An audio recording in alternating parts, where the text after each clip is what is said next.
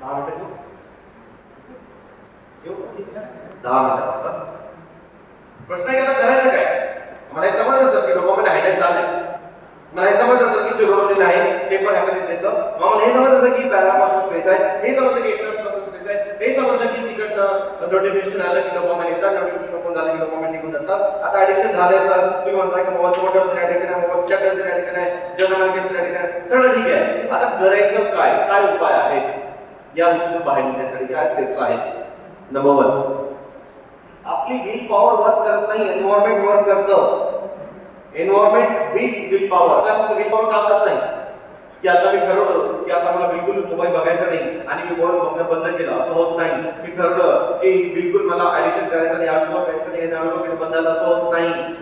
Drug addict मध्ये specially त्याला आपल्याला एन्व्हायरमेंट क्रिएट करावं लागतं, आपल्याला जाऊन कोंडून द्यावं लागतं पेशंटला रिहॅब सेंटर मध्ये, तेव्हा तो पेशंट त्या स्ट्रक्चर मधून बाहेर यायचा प्रयत्न करतो.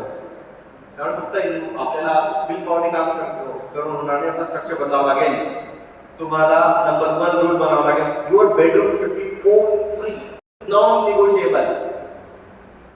घरी काही नियम बनावे लागतील, त्यांना नाही, पहिले तुम्हाला. पहिले एक महिना आपण करून बघू ना, आपण करू शकतो का, तर मुलांना बोलता येईल आपल्याला.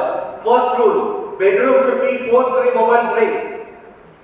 तुमच्या फक्त तुमचा जो जिथे हॉल असतो आपला लिव्हिंग रूम असतं, त्या रूम मध्ये फक्त मोबाईल असले पाहिजे तुमच्या रात्री सगळ्यांचे, कंपल्सरी सगळ्यांचे, आई वडील सगळ्यांचे. तुमचा नियम असला पाहिजे की या वेळेनंतर मोबाईल यूज करता कामा नये. इमर्जन्सीसाठी एक मोबाईल लावून ठेवायचा. सगळ्यांचं सिंगल चार्जिंग स्टेशन असलं पाहिजे आउटसाइड द बेडरूम, इन्क्लुडिंग आजी आजोबा, एव्हरीथिंग. काय नॉन निगोशिएबल रूल करावं लागतं मला. जेवताना मोबाईल आपल्याला ठेवायचा नाही. 1 तास झोपण्याच्या 1 तास अगोदर मोबाईल आपल्यासोबत नको. काही नियम बनवावे लागतील आणि ही वेळ आली नियम बनवायची.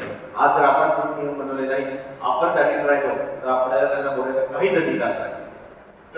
आपण रोज जर सकाळ संध्याकाळ कल्पना की ते काहीच अधिकार नाही. सेमिनारमध्ये आपण जर मोबाईल काय आपण त्यांना म्हणतो तर काहीच अधिकार नाही. दुसरा, फिक्स तुमचा टाइम असला पाहिजे. मोबाईल बघण्याचा टाइम असला पाहिजे. मोबाईल द्या म्हणाला मी असं म्हणत नाही की मोबाईल काढून द्या. मोबाईलचे खूप फायदे पण आहेत, तोटे पण आहेत आणि फायदे पण आहेत. पण तुम्हाला एक फिक्स टाइम स्लॉट असला पाहिजे. त्या टाइम स्लॉटला इतक्या वेळ मोबाईल बघू शकता आणि त्याच्या पलीकडे मोबाईल बघू शकत नाही. No bargaining, no emotional reaction from your side. असा कसं तू मोबाईल बघतो, मोबाईल काढून दे, नो नो नो.